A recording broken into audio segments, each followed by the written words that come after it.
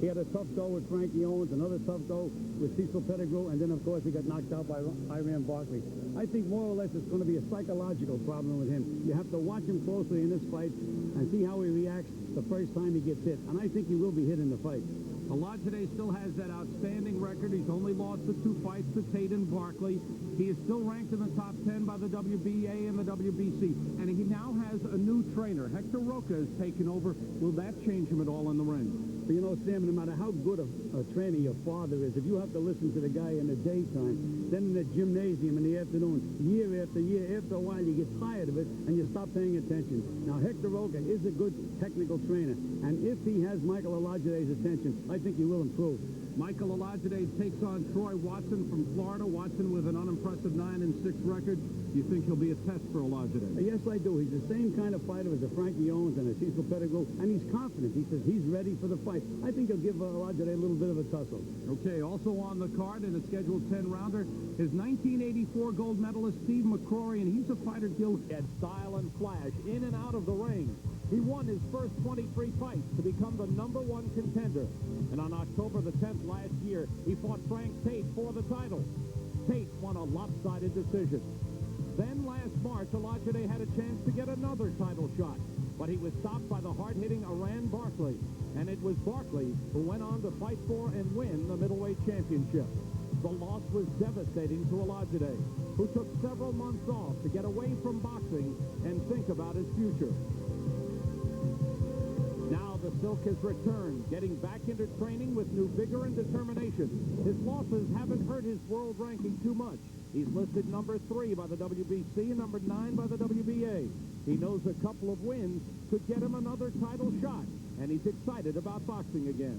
Mentally, I'm just so relaxed when I go in the ring now, and my excitement and the excitement and exuberance is back. I feel so much happier when I'm in the ring. It's like before I used to leave the gym weary and I just wanted to get away from it, and now I'm excited. I practically run to the gym. I hate to leave the gym. I'm learning a lot. He's learning from a new trainer. Hector Roca has replaced Michael's father as trainer, and he's working the middleweight contender hard. Olajide says he'll be different in the ring. For the first couple of rounds, when I'm moving a little bit and finding my range, I think you'll see that it won't be the awkwardness of a newborn calf trying to stand up anymore. Even just executing the basic jab, I'm not standing so erect when I'm throwing my jab now. I'm getting an angle. I'm not exchanging jabs. I'm not exchanging punches. If a fighter is very aggressive and he's throwing, he has to stop sometime. And when he's stopping, that's when I'll be throwing. Good combination. Drop.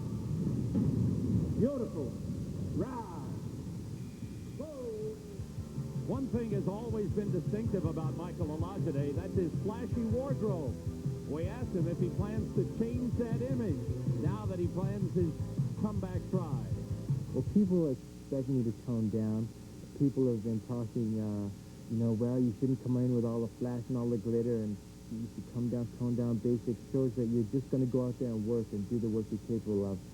And ultimately, the outfit that I'm wearing doesn't mean anything. It's a performance in the ring that counts. People have their opinions. People will talk. People may like it. People don't like it.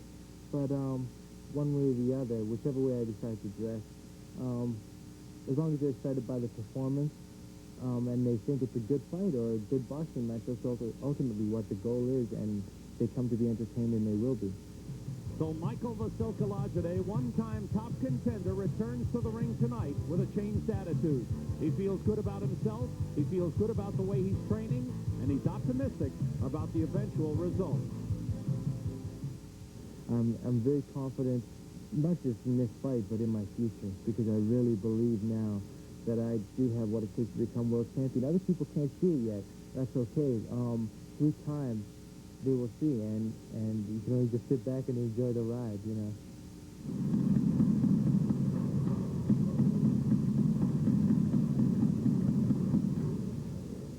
Michael the Silk Olajide is set to take on Troy Watson. What does Michael have to do to win this fight, Gil?